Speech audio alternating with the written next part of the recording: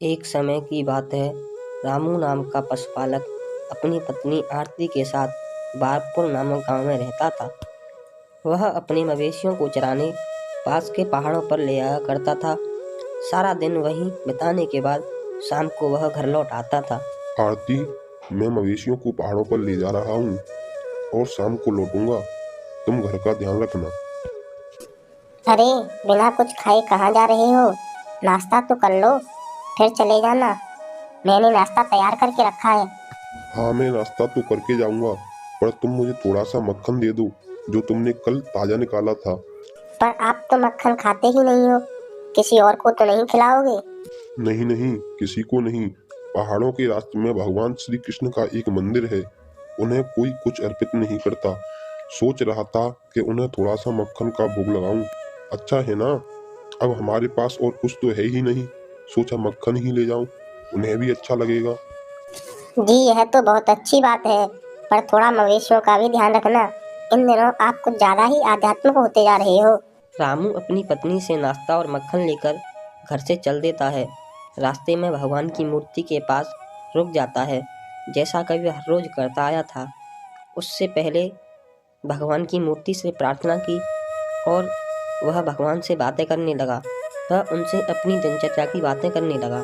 हे श्री कृष्ण, मेरे मवेशियों को जंगल के हर खतरे से बचाने के लिए आपका धन्यवाद। आपकी कृपा से मेरा जीवन खुशहाल बीत रहा है। आज मैं आपके लिए अपने घर से ताजा मक्खन लाया हूँ, ले लीजिए, खा के देखिए। मेरी बीवी ने बड़े चाव से निकाला है। आपको तो ताजा मक्खन बहुत पसंद है ना? इतना कहकर रामू ने मूर्ति के सामने मक्खन का घड़ा रखा और फिर पहाड़ों में मवेशियों को चराने निकल पड़ा। और शाम को वह वापस आया और वह मूर्ति के पास आके रुक गया। उसने देखा कि मिट्टी का वह पूरा घड़ा खाली था। खाली घड़े को देखकर वह आश्चर्यचकित हो गया और भगवान से उसकी भेंट स्वीकार कर ली। यह सोचकर वह काफी खुश हो गया। हे कृष्ण, आखिर में आपने मेरी भेंट स्वीकार ही कर ली और मुझ पर कृपा की है। प्रभु, मैं धन्य हो गया। आपकी ऐसी इच्छा रही तो मैं आपको ऐसे ही ताजा मक्खन अर्पित कर। कहूँगा। रामू ने अपार प्रसन्नता प्रकट की और वह बोलता ही जा रहा था। प्रभु को रामू की मासूमियत भा गई और वह उसके सामने साक्षात प्रकट हो गए और फिर बोले, रामू, मुझे तो मक्खन बहुत पसंद है, तो हम इसे स्वीकार क्यों नहीं करेंगे? हे प्रभु, आज तो मैं धन्य हो गया। आपने साक्षात मेरे सामने दर्शन दिए हैं। मैं आपका बहुत बड़ा भक्त हूँ। मैं प्रतिदिन आपको यहाँ आकर मक्खन का भोग लगाऊंगा। उसके सिवा प्रभु मेरे पास और कुछ नहीं है। मुझे तुम्हारे द्वारा चढ़ाए जाने वाले मक्खन के अलावा और कुछ नहीं चाहिए। तुम्हारी भक्ति से हम अति प्रसन्न हुए और हम तुम्हें वरदान देना चाहते हैं। हे प्रभु, मेरे पास जो है मैं उसी में पूरी तरह संतुष्ट हूँ और इसके अलावा मुझे कुछ नहीं चाहिए। बस मैं इसी तरह आपके प्रतिदिन दर्शन करता रहूं और मुझे कुछ नहीं चाहिए। ठीक है, मैं तुम्हें यह वरदान देता हूँ, पर एक शर्त है। यह बात तुम कभी किसी को नहीं बताओगे। मैं आपसे वादा करता हूँ कि यह बात मैं किसी को नहीं बताऊंगा।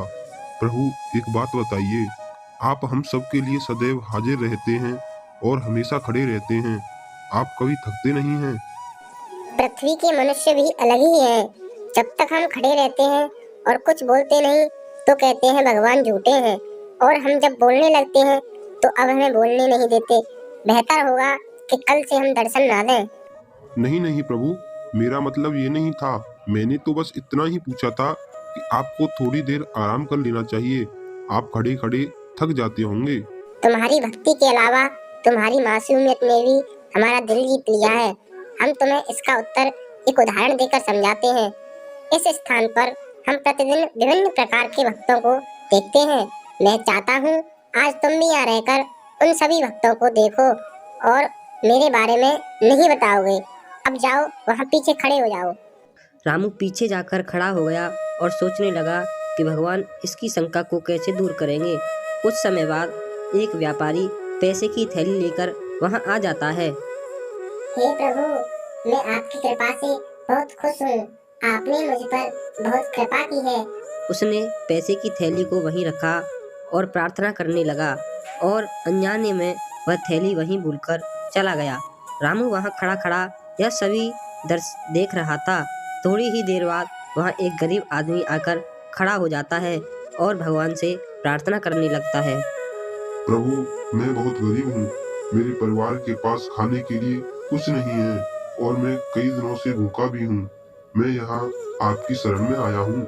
मुझे ऐसा मार्ग दिखाओ जिससे मैं अपने परिवार का पालन पोषण कर सकूं। उसे भगवान की मूर्ति के पास पैसे की थैली दिखाई दी। वह उसे देखकर बहुत खुश हो गया और कहने लगा, हे भगवान, आपने मेरी इच्छा पूर्ण कर दी। आप बहुत दयालु हो। आज मैं बहुत खुश हूँ। यह कहकर वह वहाँ से चल देता है और उसके तुरंत बाद एक और भक्त आया, शंकर, जो कि पेशे से सपेरा था। वह आकर प्रार्थना करने लगता है और रामू वहाँ खड़ा खड़ा यह सब दृश्य देख रहा था। तभी वहाँ व्यापारी वापस आ जाता है और उसने देखा कि पैसे से भरी थैली वहाँ नहीं थी और वह इसके लिए सपेरे को ही दोषी मानने लगता है। ओ सपेरे, सही सही बता, मेरे पैसे की थैली तुमने ही चुराई है ना? मैं अभी अभी यहाँ उसे भूल गया हूँ। यहाँ तुम्हारे अलावा कोई दिखाई नहीं दे रहा। सही सही बता। नहीं नहीं भैया, मैंने कोई थैली नहीं चुराई। मैं तो अभी अभी आकर खड़ा हुआ हूँ। मैं सच बोल रहा हूँ। मैंने चोरी नहीं की। मैं निर्दोष हूँ। मुझे छोड़ दो। रामू सोचता है, हे प्रभु, यह क्या हो रहा है? यहाँ इस निर्दोष को सजा क्यों मिल रही है? आप कुछ करते क्यों नहीं? अगर आप कुछ नहीं करोगे तो मुझे अपना वादा तोड़ना पड़ेगा और मैं सब कुछ स्पष्ट कर दूंगा। भगवान कुछ नहीं बोलते। तभी वहाँ रामू पहुँच जाता है और कहता है, भाई साहब, इस आदमी को छोड़ दो। इसने पैसे नहीं लिए हैं। यह निर्दोष है। यहाँ एक गरीब आदमी आया था और वह पैसे की थैली उसी ने यहाँ से ली है और वह इस दिशा में गया है। तुम सही कह रहे हो तो ठीक है, मैं अभी जाकर देखता हूँ। उस व्यापारी ने उस गरीब आदमी को ढूंढ लिया और अपने पैसे ले लिए। इधर रामू उस सपेरे को इंसाफ दिलाकर बहुत खुश था। इसने भगवान को याद किया और कहा, हे भगवान, आप दर्शन दे सकते हो। यहाँ कोई नहीं है। यह सुनकर भगवान प्रकट हुए और बोले, रामू, तुम्हें एहसास है कि तुमने अभी अभी क्या किया है? प्रभु, मैंने एक ईमानदार व्यक्ति को इंसाफ दिलाया है और आप यह सब देख रहे थे, परंतु आपने कुछ नहीं किया। तुम्हें लगता है कि तुमने शंकर को बचाया है, पर तुम ही उसकी मृत्यु के कारण बन गए हो। जानते हो कैसे? यह क्या कह रहे हो? ऐसा कुछ नहीं। मैंने तो ऐसा कुछ नहीं किया, बल्कि मैंने तो उसको इंसाफ दिलाया है। फिर कैसे? रामू, हम जो कर्म करते हैं वह एक दूसरे से जुड़े होते हैं। हमने अपने कर्म करते करते रहना चाहिए और उसके खिलाफ जाने की कोशिश नहीं करनी चाहिए, क्योंकि इसी से आपदा भी आ सकती है। पर भगवान, मुझे इसमें अपनी गलती समझ नहीं आ रही। कृपया मेरा मार्गदर्शन करें। बताता हूँ। कुछ समय पहले ही शंकर का निधन हो गया। वह सांप पकड़ने गया था। यह सब तुम्हारी वजह से हुआ है और वह गरीब व्यापारी, उसको तुम्हारी वजह से जेल हो गई। अब उसका परिवार भूख की वजह से मर रहा है और यह सब इसलिए हुआ कि तुमने मेरी बात नहीं मानी। हे प्रभु, परंतु मेरे कारण वह व्यापारी नुकसान से तो बच गया। तुम सही कह रहे हो, पर यह भी तो सच है कि अगर वह व्यापारी अपने पैसे की थैली खो देता तो इसका नुकसान उस पर ज्यादा असर नहीं होता, लेकिन उस गरीब आदमी को पैसे के कारण फायदा होता। साथ ही में शंकर जेल में रहकर बच जाता, अपने प्राण न खोता। आपने जो कहा वह बिल्कुल सत्य है कन्हैया। मुझसे बहुत बड़ी गलती हो गई। मुझे आपके इरादों का एहसास नहीं था। आप सभी अच्छे बुरे कर्मों का हिसाब रखते हो। कृपया मुझे क्षमा कर दें। मुझसे बहुत बुरी गलती हो गई। कोई बात नहीं, यह होना तो तय ही था, परंतु तुम कर्म करो, सब कुछ मेरे हाथों में छोड़ दो। जो होगा अच्छा होगा। इतना कहकर भगवान अंतर ध्यान हो गए। अगर आपको यह कहानी पसंद आई हो तो लाइक करें, शेयर करें, कमेंट करें और चैनल पर नए हो तो चैनल को जरूर सब्सक्राइब कर लें।